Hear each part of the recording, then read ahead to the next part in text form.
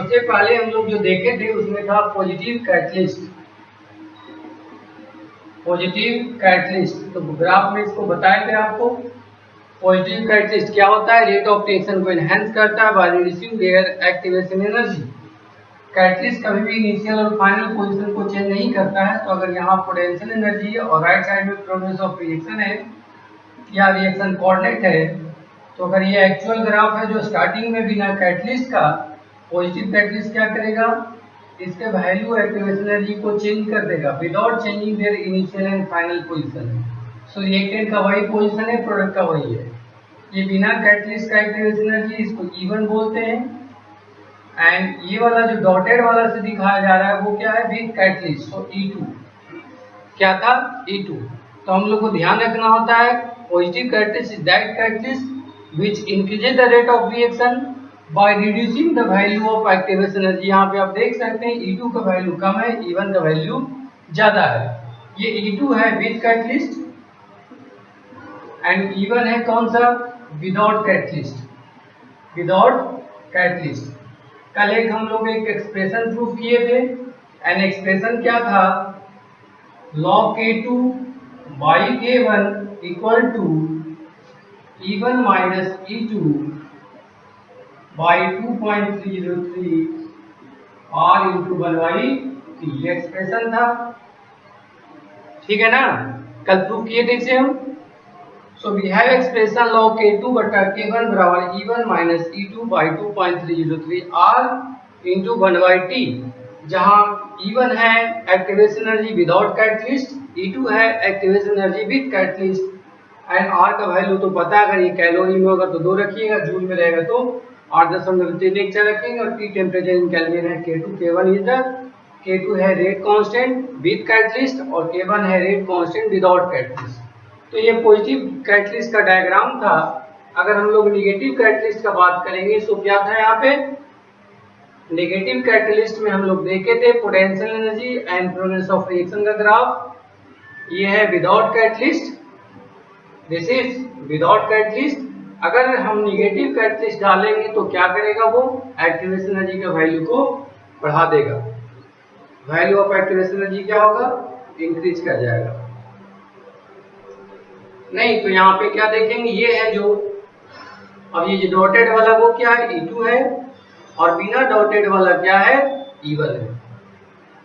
This is E1। तो हम बताए थे आपको जिसका एक्टिवेशन एनर्जी हाई होगा उसका रेट ऑफ रिएक्शन क्या होगा? स्लो होगा। तो ये रिएक्शन क्या होगा? ऊपर वाला डॉटेड वाला स्लो होगा और ये फास्ट होगा। तो ऐसे वाले में कब पॉसिबल होता है? When we have negative catalyst. अब कोई डाउट है बच्चों? ठीक है, क्लियर है ना? तो इसे हटा देते हैं हम लोग। देखे थे इसके लिए एक्सप्रेशन, कल हम ग्राफ प्लॉट किए थे दोनों के लिए। तो फिर से रिकॉल कर लिए, we have this positive catalyst and this one is negative catalyst. So जब पॉजिटिव कैटलिस्ट होता है तो रेट ऑफ रिएक्शन क्या होता है? बढ़ता है by reducing there activation energy.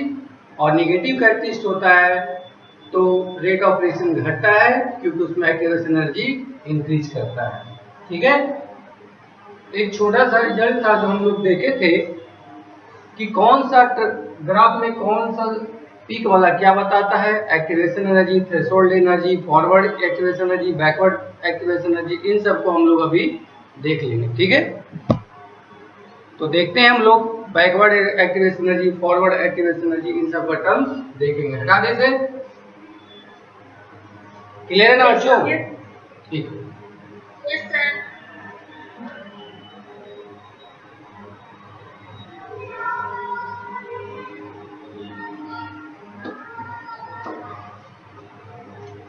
अब देखिए जो फर्स्ट क्लास में हम लोग देखे थे वहां पे इसमें प्रॉब्लम्स भी था।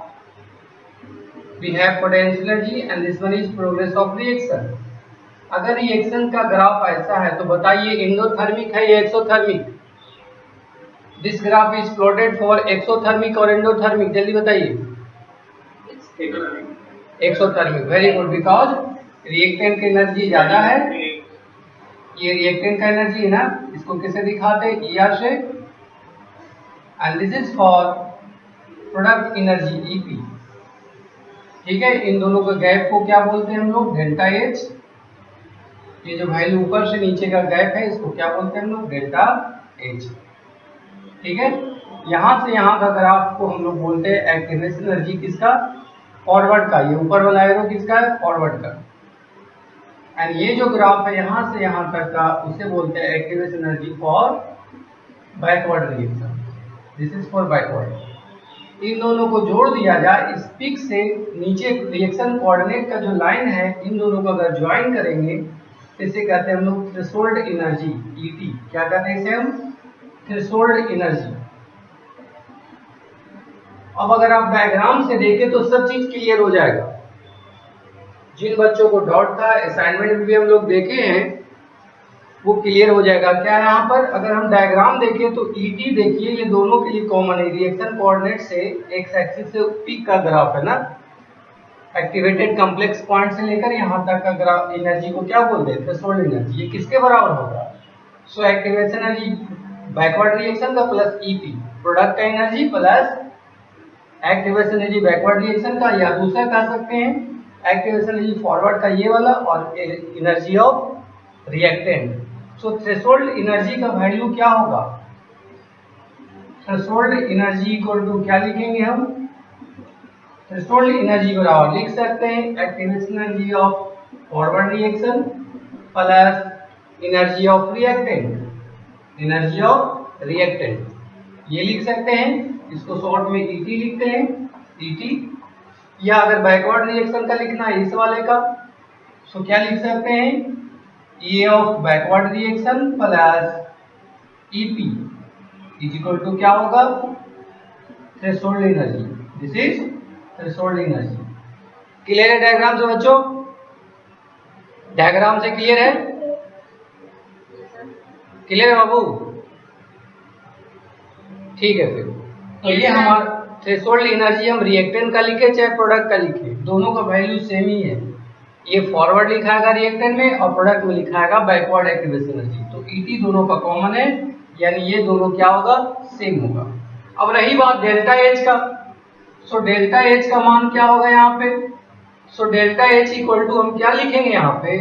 तो ये वैल्यू से अगर मान लो आप घटा देते हैं energy of product minus energy of reactant तो क्या आ जाएगा? ये डेल्टा एच। इसका साइन क्या आएगा? माइनस की प्लस? बताइए तो माइनस आएगा बिकॉज ईपी का वैल्यू लेस है और ईएन का वैल्यू हाई है। सो लो से हाई को घटाइएगा तो साइन क्या आ जाएगा? माइनस।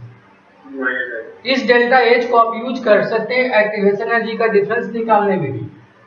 यहाँ पर देखो ये वाला लाइन क्या है? एक्टिवेशन एनर्जी फॉरवर्ड रिएक्शन का, और ये पूरा क्या है? बैकवर्ड का। इस पिक्स यहाँ से यहाँ तक का ये है और यहाँ से यहाँ तक का ये है। तो अगर इन दोनों का डिफरेंस पूछे ना तो मैं एक्टिवेशन एनर्जी के टर्म में भी लिख सकते हैं। क्या लिखेंगे? अगर डेल्टा एच का मान पूछ रहा हो तो आप बड़ा से छोटा को घटा दीजिए छोटा से बड़ा को। तो हम अगर माइनस आता है तो इससे घटा देंगे। फॉरवर्ड का एक्टिवेशन एनर्जी कम है और बैकवर्ड का क्या है? ज्यादा। तो इसको आप लिख सकते हैं ई of forward reaction minus E of backward reaction. Backward reaction clear है? डायग्राम डायग्राम क्लियर हो बाबू? ठीक है ना? अब किन्हीं को डाउट नहीं होना चाहिए। अगर डाउट है तो अभी आप बोलिए, हम बताएंगे फिर।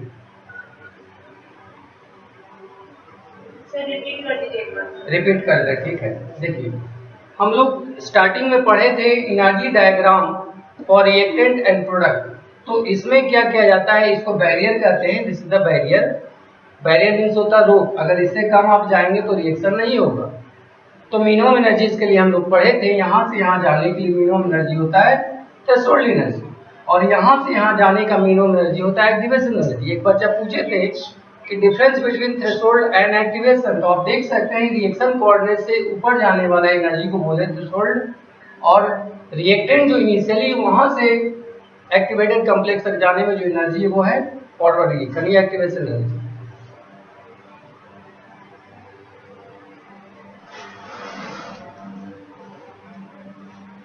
ठीक है, तो इस डायग्राम में ये पोटेंशियल एनर्जी, ये क्या है? प्रोग्रेस ऑफ रिएक्शन है। अब यहाँ पे देखें ये ग्राफ ऐसा गया है, ग्राफ ऐसा गया है, ठीक है। तो ये जो वैल्यू है रिएक्टेंट का उसे कहते हैं एनर्जी ऑफ रिएक्टेंट, और यहाँ पे जो एनर्जी ऑफ प्रोडक्ट है, ठीक है, this is energy of reactant and this one is energy of product. ये यहाँ से यहाँ तक जो एनर्जी गया है उसे कहते हैं एक्टिवेशन एनर्जी, किसका, फॉरवर्ड का, आगे जा रहे हैं, और ये प्रोडक्ट वाला क्या कहलाता है, बैकवर्ड एनर्जी। ये रिएक्शन कोऑर्डिनेट से एक्टिवेटेड कॉम्प्लेक्स तक का लाइन को बोलते हैं हम लोग थ्रेशोल्ड एनर्जी। क्या कहते हैं, थ्रेशोल्ड एनर्जी। तो अब डायग्राम से हम देख के क्या बोल सकते हैं, थ्रेशोल्ड एनर्जी किसके बराबर है। तो देखिए बैकवर्ड एनर्जी का, activation energy of backward reaction plus product का एनर्जी लिखा जाएगा। Activation energy of backward reaction plus energy of product क्या हो जाएगा, ईटी। अगर रिएक्टेंट के लिए लिखना चाहे तो क्या हो जाएगा, एक्टिवेशन एनर्जी फॉरवर्ड का प्लस एक्टिवेशन एनर्जी रिएक्टेंट का, ये दोनों लिख सकते हैं। तो थ्रेशोल्ड का एक्सप्रेशन आप बैकवर्ड से भी लिख सकते हैं और फॉरवर्ड से भी लिख सकते हैं, जैसा रहेगा उसके अकॉर्डिंग हम लोग करेंगे। डेल्टा एच का मान क्या होता है, तो डेल्टा एच होता है एक्सोथर्मिकली लेस देन 0 और एंडोथर्मिकली मोर देन 0। क्या कारण है, तो ये डेल्टा एच होता है energy of product minus energy of reactant. तो प्रोडक्ट का एनर्जी इतना छोटा है और रिएक्टेंट का एनर्जी इतना बड़ा है, तो साइन क्या आएगा, निगेटिव। तो निगेटिव आने का मतलब ही कि मेरा प्रोसेस एक्सोथर्मिक है। डायग्राम से भी देख सकते हैं, हम आपको बताए थे कि जब एनर्जी प्रोडक्ट का कम हो रिएक्टेंट से तो वो एक्सोथर्मिक होगा, मतलब हीट रिलीज करेगा। इसको हम एक्टिवेशन एनर्जी के टर्म में भी देख सकते हैं, ये वाला लाइन बड़ा है, ये लाइन छोटा है। सो एक्टिवेशन एनर्जी फॉरवर्ड रिएक्शन का minus activation energy backward reaction का भी डेल्टा एच हो सकता है। तो जिसका यूज होगा प्रॉब्लम में उसे यूज करेंगे। क्लियर है बच्चों, विजुअल है ना बोर्ड, ठीक है, हटा दे। Yes sir. अब आते हैं हम लोग problems of rate constant in presence of catalyst. तो कल आपको एक एक्सप्रेशन प्रूव करवाए थे, log K2 by K1 equal to E1 minus E2 divided by 2.303 R into 1 by T. This is we have expression for rate constant in presence of catalyst और with catalyst. तो आपको बताया थे E1 है activation energy without catalyst, E2 है activation energy with catalyst, T है temperature in kelvin, R है gas constant, K2 है rate constant with catalyst and K1 है रेट कांस्टेंट विदाउट कैटलिस्ट। ठीक है, सो एक प्रॉब्लम देखते हैं हम लोग। प्रॉब्लम लिखिए, the activation energy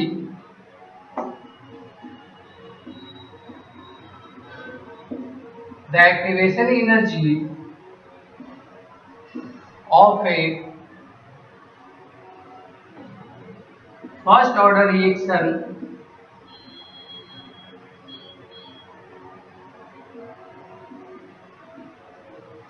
at 300 Kelvin is 600 kilojoule. At 600 kilojoule, and in presence of catalyst it lowers to 500 kilojoule at same temperature. At same temperature, then what will be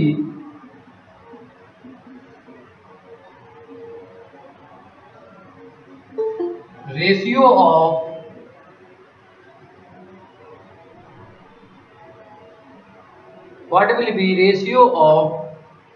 rate constant और इसी को पूछ सकता है how many times rate of reaction changes. How many times rate of reaction changes?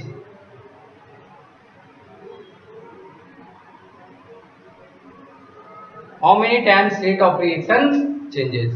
बनेगा बच्चों?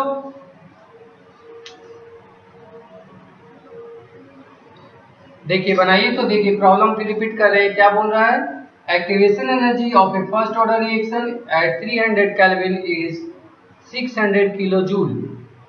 इन presence of catalyst it lowers to 500 kilojoule at the same temperature. मतलब यहाँ पे जो टेम्परेचर है वह यहाँ पे भी है। तो कह रहा है what will be the ratio of rate constant और how many times rate of reaction changes, कितना टाइम्स चेंज हुआ। सो हम प्रॉब्लम देख के बता सकते हैं कि डाटा क्या क्या दिया है, उसके बाद फिर आप करेंगे। सो क्या यहाँ activation energy of a first order reaction, so according two questions क्या गिवन है, according two questions for first order reaction underline कर लेंगे इसे, एक्टिवेशन एनर्जी कितना है 600 किलो जूल बिना कैटलिस्ट का। जब ये विद कैटलिस्ट है तो ये विदाउट कैटलिस्ट होगा, वैसे भी ये वैल्यू ज्यादा है, ये वैल्यू कम है। तो यहाँ पे देख सकते हैं according two questions eight 300 kelvin, मतलब टेम्परेचर कितना हो गया T इक्वल टू 300। E1 कितना वैल्यू गिवन है, ये विदाउट कैटलिस्ट होता है 600 किलो जूल, 600 को किलो जूल को जूल में बदलिएगा 10 पावर 3 से मल्टीप्लाई हो जाएगा। E2 कितना है, सो E2 है 500 किलो जूल। निकालना है हम लोग को रेशियो ऑफ रेट कांस्टेंट या रेशियो ऑफ रेट, दोनों तो एक ही चीज है, चाहे रेट कांस्टेंट निकालें या रेट निकालें, दोनों का मतलब सेम ही मीनिंग होता है ना। तो यहां से हम हटा सकते हैं, इसको हटा देते हैं क्वेश्चंस।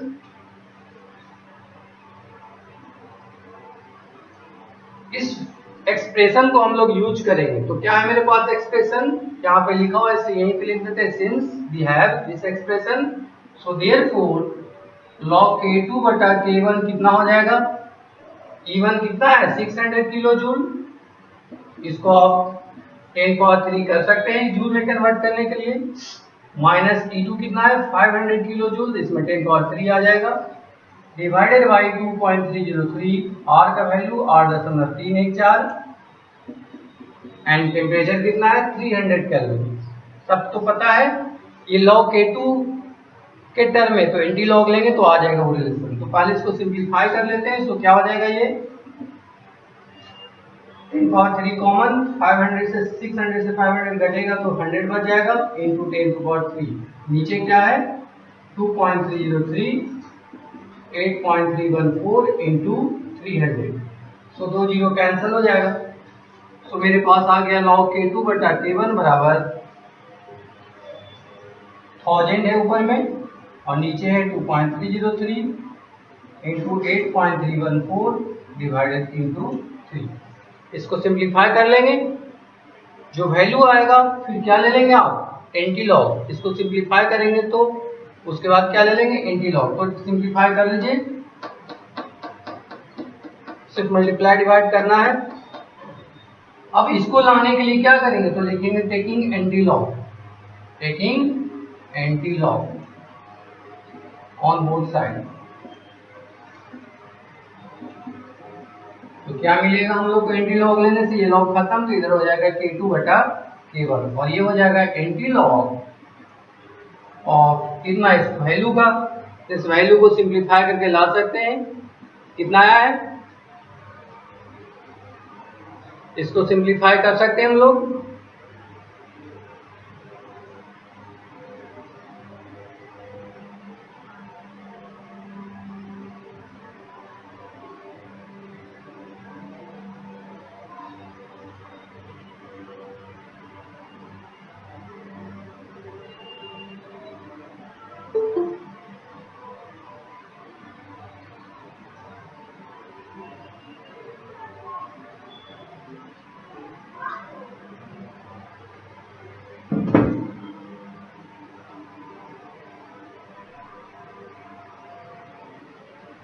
सिंप्लीफाई किए बच्चों, यस सर, कितना है इसका सिंप्लीफाई करने के बाद 17.32 17.32 ऐसा आया, ठीक है ना। अब क्या एंटी लॉग लेंगे इसका, तो किसका लीजिएगा 0.32 का जीरो, क्या लेंगे 0.32 का जीरो, ये 0.32 का जीरो आएगा, उसके बाद उसमें 10 पावर 3 से 0.000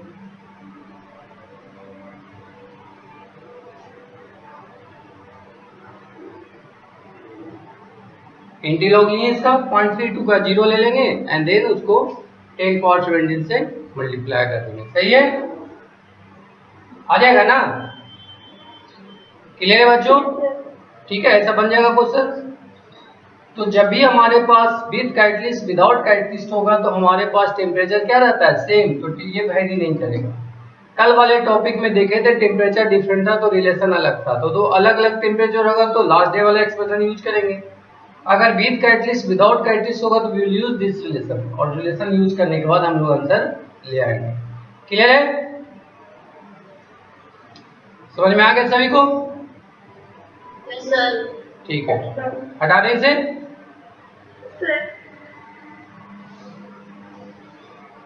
कहीं भी दिक्कत हो तो प्लीज आप बताइएगा, फिर हम दोबारा उसको रिपीट कर देंगे।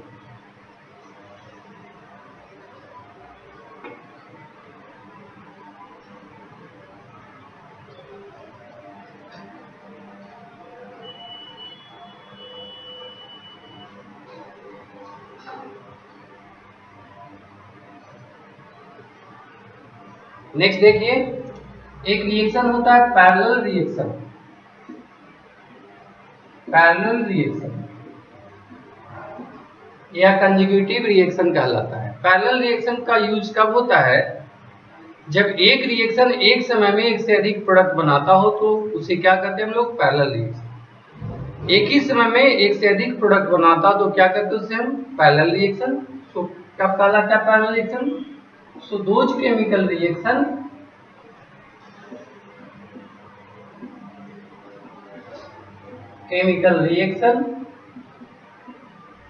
in which at one time more than one product are formed, एक से अधिक प्रोडक्ट बनता है एक समय में, उसे क्या कहते हैं हम लोग? Parallel reaction. तो ऐसे क्वेश्चंस में कैसे लिखा होगा? जैसे मान लो कोई ए है और ये मूव किया है बी में भी और उसी समय ए बनाया है सी, तो ऐसे रिएक्शंस को हम क्या कहते हैं? Parallel reaction. ये तीन भी बना सकता था, A B C D E F, जितना बनाना हो एक से अधिक होना चाहिए। तो जब भी एक से अधिक मोर देन वन प्रोडक्ट बनता है तो उसे क्या कहते हैं हम लोग? Parallel reaction. अगर मान लो ए से बी बनने का प्रोडक्ट का रेट कांस्टेंट K1 है। K1 क्या है बाबू? रेट कांस्टेंट है when B is produced by A, ठीक है? और इसके लिए है rate constant K2। For C we have rate constant K2। तो अगर आपसे पूछेगा ओवरऑल रेट कांस्टेंट क्या होगा, अगर वो दिया हो तो ओवरऑल रेट कांस्टेंट होता है rate constant equal to K1 plus K2। क्या होगा? K1 प्लस K2, ठीक है? अब इसमें क्वेश्चंस क्या आता है? एक तो ओवरऑल रेट कांस्टेंट कहेगा निकाल लेंगे हम लोग। दूसरा इसमें क्वेश्चंस आता है कि कितना परसेंट बनेगा। मान लो दो प्रोडक्ट बनता है तो ये 100% कंज्यूम किया होगा, तो ऐसा तो है नहीं कि 100 ये बनेगा। जब दोनों बन रहा है तो कोई हो सकता है 10 बने, कोई 90 बने, कोई 20 बने, कोई 80 बने, हो सकता है ऐसा। समझ रहे बात को? समझ रहे बच्चों? ठीक है। At one time production B का और सी का दोनों को मिला के 100% होगा ना।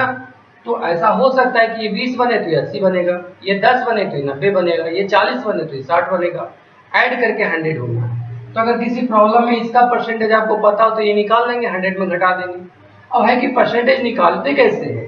सो परसेंटेज यील्ड अगर क्वेश्चन में बोलेगा बी का परसेंटेज यील्ड मतलब प्रोडक्शन ऑफ बी, तो क्या करेंगे? जिसका परसेंटेज निकालने कहेगा उसका rate constant divided by overall rate constant.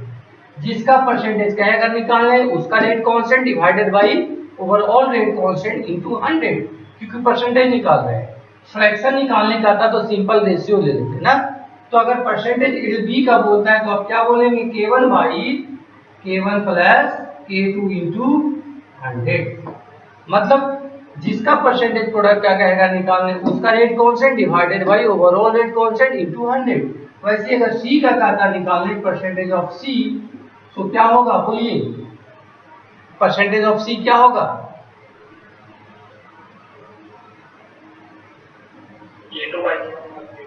K2 by K1 plus K2 into 100। तो क्या लिखेंगे यहाँ पे बाबू? K2 divided by K1 plus K2 into 100। ठीक है ना? तो जब भी ऐसा क्वेश्चन आएगा तो हम आसानी से बना लेंगे और ज्यादा परेशान होंगे फिर फंस जाइएगा। So whenever we have to write percentage yield in successive reaction or parallel reaction, तो जिसका परसेंटेज कहेगा निकाल उसका rate constant divided by overall rate constant into 100। ठीक है ना? तो इस तरीके से हम प्रॉब्लम्स बना सकते हैं, इसे नोट कर लीजिए। फिर एक प्रॉब्लम्स करते हैं।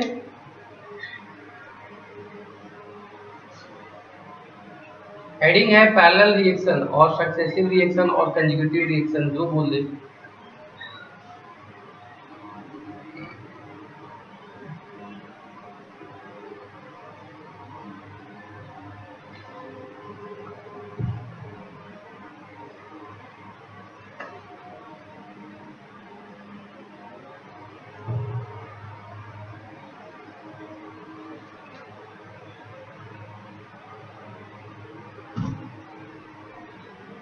हो गया सर। हटा दे। ये तो कंप्लीट। ये प्रॉब्लम बेस्ड कंसेप्ट है। जैसे मान लो एक एग्जांपल देते हैं हम आपको। We have bicyclohexane. इससे प्रोडक्ट बनता है cyclohexene and cyclopentene. Here rate constant is 1.2 into 10 power minus 4 and here 2 into 10 power minus 5. ठीक है? तो कह रहा है आपसे find the percentage yield of cyclopentene। साइक्लोपेंटीन बनेगा बाबू? बनेगा? Yes sir. बनाइए जल्दी। Yes sir. फर्स्ट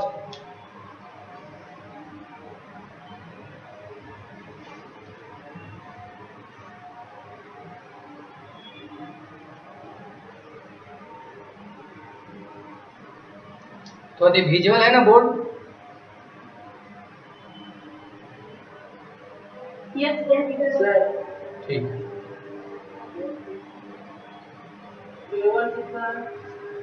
केवल है ये है 1.2 इंटू 10 पावर माइनस 4। 1.2 थोड़ा बड़ा कर देते हैं, 1.2 into 10 power minus 4 and this is 2 into 10 power minus 5।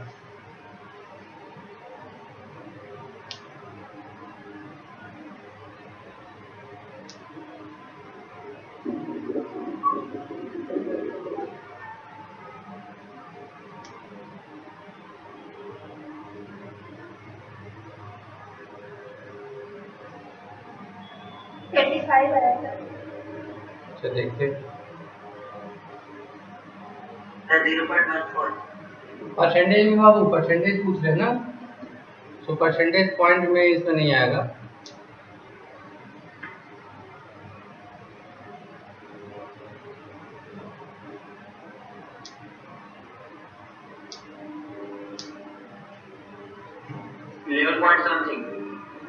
अच्छा देखते हैं, कुछ लोग का 14 आ रहा है।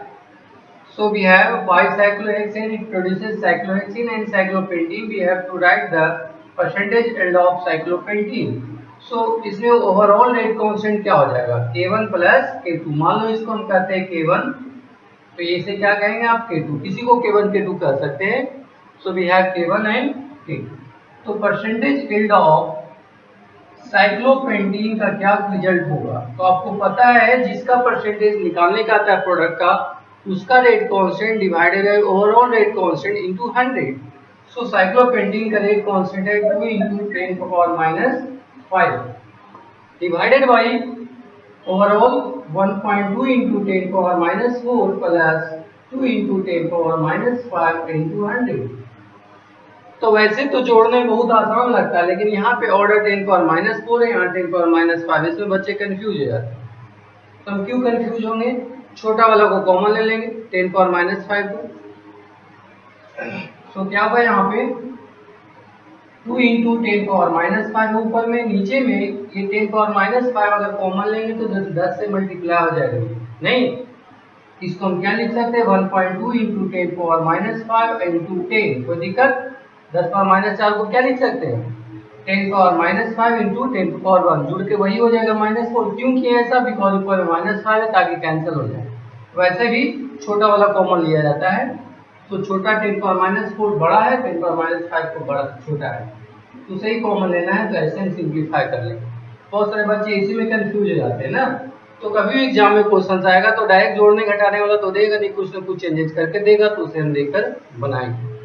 अब यहाँ पे आप क्या लिख सकते हैं इसे सिंप्लीफाई करके 2 इंटू 10 पावर -5 और ये 10 पावर -5 कॉमन हो जाएगा, तो ये हो जाएगा 1.2 इंटू 10 यानी 12 प्लस 2 इंटू 100, ये कैंसिल हो जाएगा। सो ऊपर में हो गया 200 एंड डिवाइडेड बाई हो गया 14 यानी 100/7। सो 100/7 कितना होगा, 7 से डिवाइड कर दो 100 को, सो 1 टाइम 3 4 14.2%। तो जिन बच्चों का ये डाटा आया था उनका सही है। समझ में आ गया सभी को? Yes sir. ठीक है, तो इस तरीके, और ये नहीं कि हम इतना पढ़ाते तो आप भूल जाइए, जितना पढ़ाते उसको रिवीजन प्लीज करते रहिएगा, टाइम आपका बहुत बच जाता है ड्यूरिंग में, तो अच्छे से करिएगा, ठीक है ना।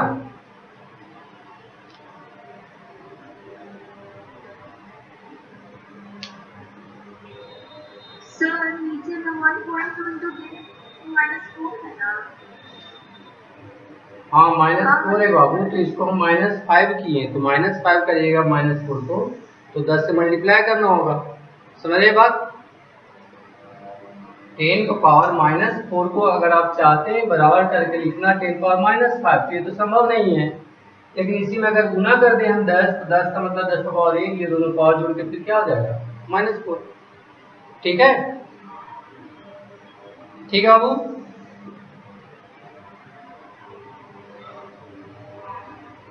Yes sir.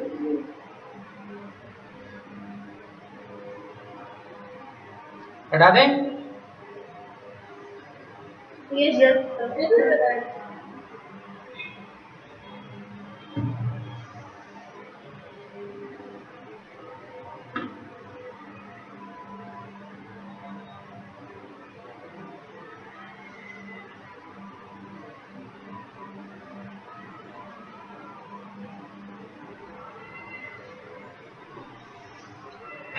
लास्ट टॉपिक है इसका रिएक्शन मैकेनिज्म। ऑर्गेनिक केमिस्ट्री में बहुत ज़्यादा यूज होता है रिएक्शन मैकेनिज्म, इसका स्पेशल चैप्टर ही ऑर्गेनिक केमिस्ट्री में पढ़े थे ना, याद है कि भूल गए?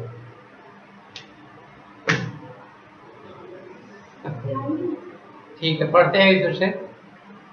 तो इसमें बेसिक आइडिया लेते हैं और ऑर्गेनिक केमिस्ट्री में तो डिटेल्स में पढ़ते ही रहते हैं। रिएक्शन मैकेनिज्म है क्या? तो रिएक्शन मैकेनिज्म में एक टूल है जो रिएक्शन को ओपन करके दिखा देगा कि कैसे कैसे रिएक्शंस होता है। कभी कभी देखते होंगे गाड़ी का प्रचार वगैरह देता है तो देखिएगा फ्यूल इंजेक्ट हो रहा है, बर्न हो रहा है ना, तो सारा प्रोसेस करके दिखाता है कैसे कैसे वो सिस्टम में जा रहा है वो फ्यूल। तो जो एक एक करके दिखा रहा है वो मैकेनिज्म दिखा रहा है, how this fuel will work in this automobile. तो वैसे यहाँ पर है रिएक्शंस के लिए, रिएक्शंस को एकदम ओपन करके दिखा देगा कि कैसे कोई रिएक्टेंट से प्रोडक्ट में कन्वर्ट हुआ है। तो ये जो प्रोसेस होता है दिखाने का, उसी को कहते हैं हम लोग रिएक्शन मैकेनिज्म। इसका जरूरत तब पड़ता है जब reaction more than one step में होता है, और most of the chemical reaction more than one step में ही होता है, सिंगल स्टेप में नहीं होता है। तो इसे स्टडी करने के लिए हम लोग यूज करते हैं रिएक्शन मैकेनिज्म। रिएक्शन में जब एक से अधिक स्टेप में होता है तो कोई फास्ट होगा, कोई स्लो होगा, कोई इक्विलिब्रियम मेंटेन करेगा। तो जो सबसे स्लोएस्ट स्टेप होता है वही रेट डिटरमाइनिंग स्टेप होता है।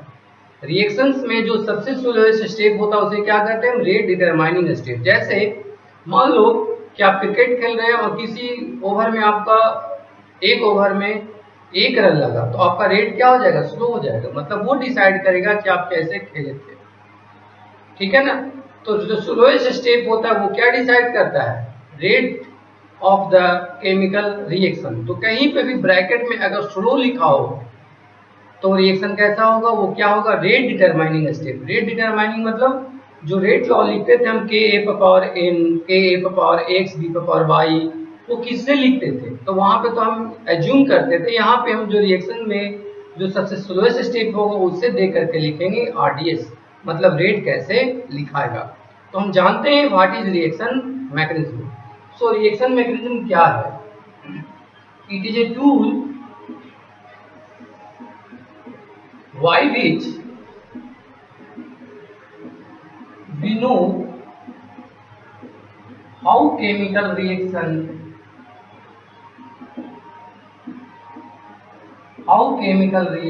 occur। क्या ये एक टूल है जिसके मदद से हम जानते हैं कैसे वो केमिकल रिएक्शन हुआ है। जनरली क्या होता है, जनरली अ केमिकल रिएक्शन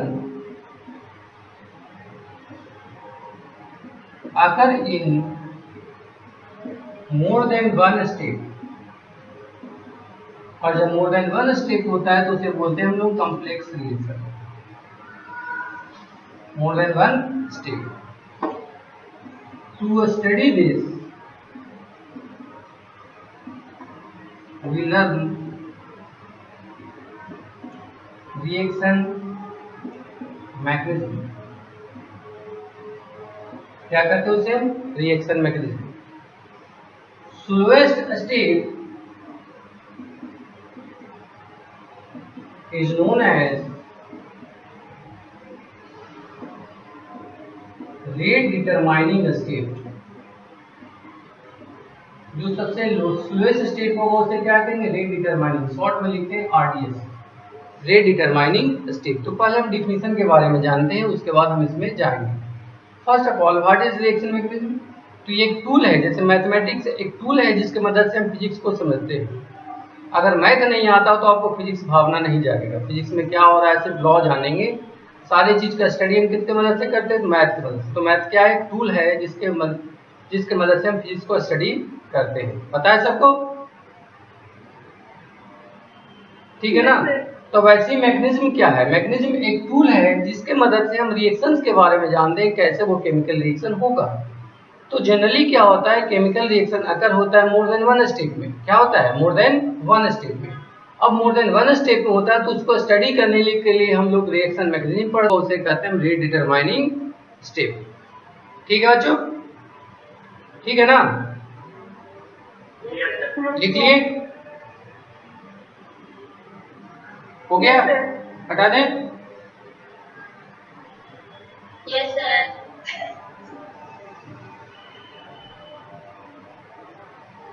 जैसे अगर मान लो आपके पास कोई केमिकल रिएक्शन ए से बी होना है, we have final overall reaction है ए से बी।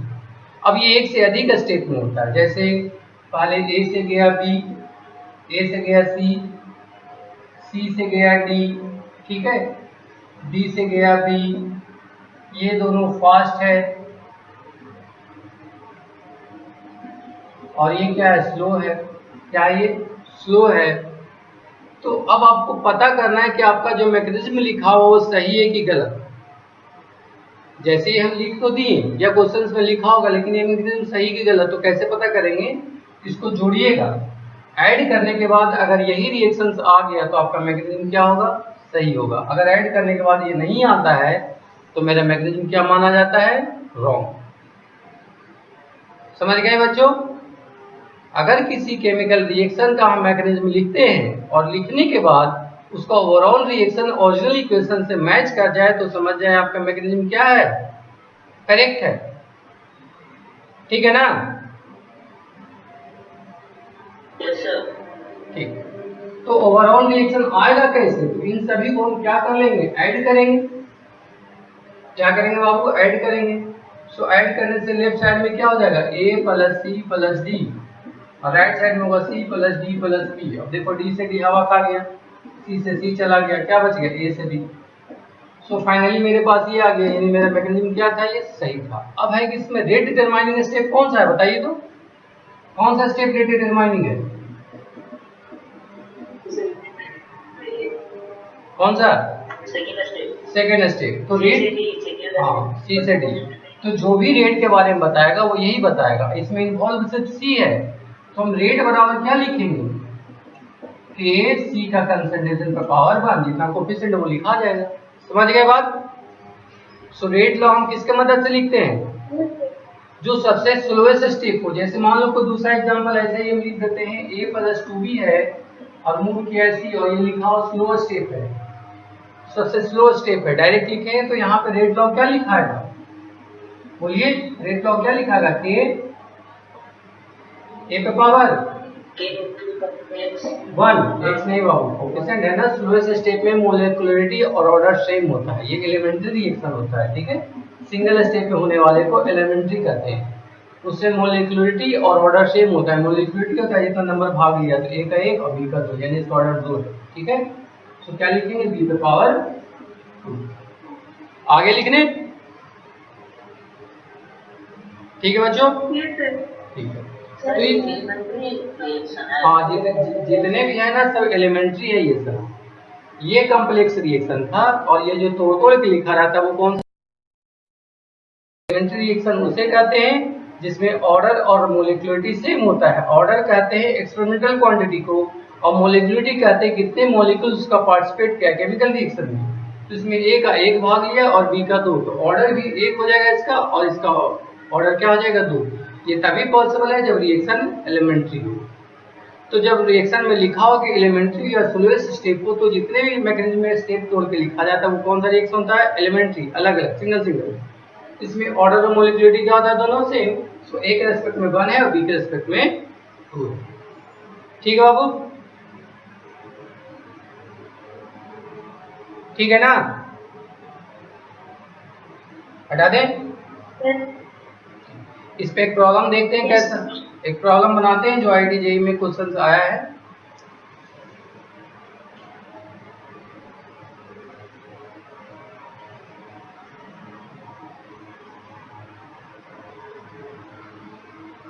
अब क्वेश्चन कुछ ऐसा है, ओजोन कन्वर्ट होता है ऑक्सीजन में, ozone is converted into oxygen. ये एक कॉम्प्लेक्स रिएक्शन है, मतलब मोर देन 1 स्टेप में होता है। तो होता कुछ ऐसा है कि O3 टूटता है O2 में N प्लस O में। O3 कैसे टूटता है, O2 प्लस O में, ठीक है। फिर टूटता है ये जिसे नेसेंट ऑक्सीजन कहते हैं, जो अकेले होता है उसे कहते हैं नेसेंट, हाईली रिएक्टिव होता है। O से फिर O2 कंबाइन करके बनाता है O3 से O2, ठीक है। देखो एटम बैलेंस है, 3 और 1 4, यहाँ पे भी 4, यहाँ पे 3 था, 2 और 1 3, बैलेंस है, ठीक है ना। ये रिएक्शंस गिवन है। जब ये रिएक्शंस होता है तो इक्विलिब्रियम, क्या होगा, आवाज नहीं जा रहा है,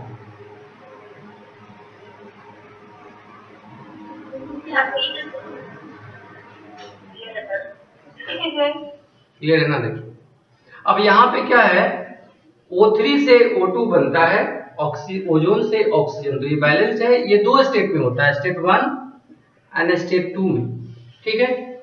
अब इसमें ये स्टेप स्लो है और ये स्टेप फास्ट है। हम लोग को कहेगा इसमें कि रेट लॉ लिखिए, क्या कहेगा लिखने, रेट लॉ। तो लिख सकते हैं सभी बच्चे, रेट लॉ तो आसान है, किसके मदद से लिखेंगे, 1 से कि 2 से, 2 से लिखेंगे, बिकॉज ये स्लो है। अभी बताया था स्लोएस्ट स्टेप से लिखा जाता है, तो रेट लॉ हम क्या लिखेंगे, रेट बराबर के, और रिएक्टेंट वाला लिखाता है, सो O है एंड देन O पे पावर 1 है और O3 पे पावर क्या है 1, ये रेट लॉ है। अब हम लोग को ये देखना होता है एक्सप्रेशन में कि ओवरऑल रिएक्शन में वो इन्वॉल्व है कि नहीं जो मौजूद है। तो ओजोन जो नेसेंट ऑक्सीजन है, फिर से सुनिएगा, रेट लॉ तो लिख दिए, सबको आता है लिखने, ठीक है। Yes sir. अब ये रेट लॉ जो लिख लिए वो सही है कि नहीं, तो इसमें क्या होता है, हम लोग को ये देखना होता है कि जो जो रेट लॉ में प्रेजेंट है वो ओवरऑल रिएक्शन में मौजूद है कि नहीं। तो O3 तो मौजूद है लेकिन नेसेंट ऑक्सीजन इसमें अवेलेबल नहीं है, तो इसे मुझे हटाना होगा। अच्छे अच्छे बच्चे इसमें फंस जाते हैं, तो ध्यान रखेंगे किसे हटाएंगे, जो ओवरऑल रिएक्शन में अवेलेबल नहीं। तो कहां से हटेगा, तो ये इक्विलिब्रियम है, क्या ये इक्विलिब्रियम, इक्विलिब्रियम को हम के इक्विलिब्रियम लिख सकते हैं, इक्विलिब्रियम कांस्टेंट। और आपको 11th क्लास में पढ़ाया गया है इक्विलिब्रियम कांस्टेंट बराबर होता है कंसंट्रेशन ऑफ प्रोडक्ट बटा कंसंट्रेशन ऑफ रिएक्टेंट। क्या होता है बाबू, concentration of product by concentration of reactant. तो ये तो मेरा रेट लॉ हो गया। टारगेट है मेरा इस नेसेंट ऑक्सीजन को हटाना, तो किससे हटेगा, तो अगर 3 स्टेप होता ना तो हमेशा आप हटाइएगा इक्विलिब्रियम वाले से, क्योंकि इक्विलिब्रियम के लिए हम एक रिलेशन पढ़े इक्विलिब्रियम कांस्टेंट के लिए, concentration of product by concentration of reactant. किसे हटाइएगा, किसे हटाएंगे, इक्विलिब्रियम वाले से। क्यों हटाएंगे उससे, because we have a relation for equilibrium constant product by reactant. So हम इक्विलिब्रियम कांस्टेंट क्या लिख सकते हैं इसमें, प्रोडक्ट है O2 पे पावर कितना 1, नेसेंट ऑक्सीजन पे power 1 divided by O3 divided by O3, ऐसा रिलेशन है। अब हमको हटाना क्या बाबू, ये O को, तो O को यहां से ले आएंगे। सो O बराबर क्या आ जाएगा, नेसेंट ऑक्सीजन इक्वल टू, इसको राइट साइड भेज लेफ्ट साइड भेज देंगे। सो K equilibrium into O3 divided by O2 divided by O2। अब इसे मान लीजिए इक्वेशन 1, इसे मान लीजिए equation 2। So we have two relation. अब हट सकता है नेसेंट ऑक्सीजन यहां से, तो यहाँ का वैल्यू O को ले जाके यहाँ क्या कर देंगे बाबू, पुट कर देंगे। क्या करेंगे, पुट करेंगे। तो कैसा आ जाएगा, अगर हम फ्रॉम फर्स्ट सेकंड से लिख दें, फ्रॉम फर्स्ट एंड सेकंड से, सो क्या आएगा देखिए, ये तो K है, नेसेंट ऑक्सीजन की जगह क्या लिखा है, equilibrium constant into O3 divided by O2, और पहले से क्या था इसमें O3, इक्वेशन 1 में क्या था पहले से O3, यानी एक्सप्रेशन क्या आ गया, अगर हम एक्सप्रेशन का बात करें तो हो गया K इंटू के इक्विलिब्रियम। इसको नया कांस्टेंट बोल देते हैं K डैश। K डैश क्या है यहाँ पे, K डैश है K इंटू इक्विलिब्रियम कांस्टेंट, पहले वाला K और नया इक्विलिब्रियम कांस्टेंट आया, तो दो कांस्टेंट का गुना क्या हो रहा है, अनदर कांस्टेंट, तो उसको हम K डैश लिख रहे हैं। O3 पे पावर कितना आ गया 2, O2 पे पावर कितना आ जाएगा, ऊपर चला जाएगा तो -1, क्या आ जाएगा पावर -1। तो आप देखिए यही मेरा फाइनल आंसर है। तो अगर आपसे पूछेगा रेट लॉ में तो ऑप्शन में ये दिया रहेगा, ये नहीं दिया रहेगा, ये तो हम तुरंत निकाल लेंगे। तो हमेशा टारगेट होना चाहिए कि जो ओवरऑल रिएक्शन में इन्वॉल्व नहीं है उसको हम क्या करेंगे, रिप्लेस करेंगे बाय गिवन इंफॉर्मेशन। और उस गिवन इंफॉर्मेशन में मोस्ट ऑफ द क्वेश्चंस में हम किसके मदद से बनाते हैं, इक्विलिब्रियम कांस्टेंट से। सो इक्विलिब्रियम कांस्टेंट क्या होता है, प्रोडक्ट बटा रिएक्टेंट। हमारा टारगेट इसको हटाना, तो इस एक्सप्रेशन से नेसेंट ऑक्सीजन को लाएंगे तो कंसंट्रेशन O का क्या हो जाएगा, equilibrium constant into O3 by O2। अब आप क्या करेंगे, इस नेसेंट ऑक्सीजन को रेट लॉ में ले जाकर पुट कर देंगे। तो इसको 1 मान लिए, इसको 2 मान लिए, तो फ्रॉम फर्स्ट एंड सेकंड से क्या हो जाएगा, K रह गया। O को क्या लिखेंगे, इक्विलिब्रियम कांस्टेंट इनटू O3 बटा O2, O3 बटा O2 इक्विलिब्रियम कांस्टेंट। और ये पहले से O3 था ना, पहले से ये O3 था। ये दोनों इक्विलिब्रियम कांस्टेंट के प्रोडक्ट को क्या बोलेंगे, another constant K dash. So K dash equal to O3 का स्क्वायर O2 पर पावर -1, यानी ओवरऑल ऑर्डर में हमारा क्या आ जाएगा 2 प्लस -1 यानी 1। लेकिन विथ रिस्पेक्ट टू O3 पूछेगा तो 2, विथ रिस्पेक्ट टू O2 पूछेगा तो -1। क्लियर, ठीक है ना। तो इस तरीके से हम क्वेश्चंस बना सकते हैं रिलेटेड टू रिएक्शन मैग्नीट्यूड। कहीं दिक्कत है?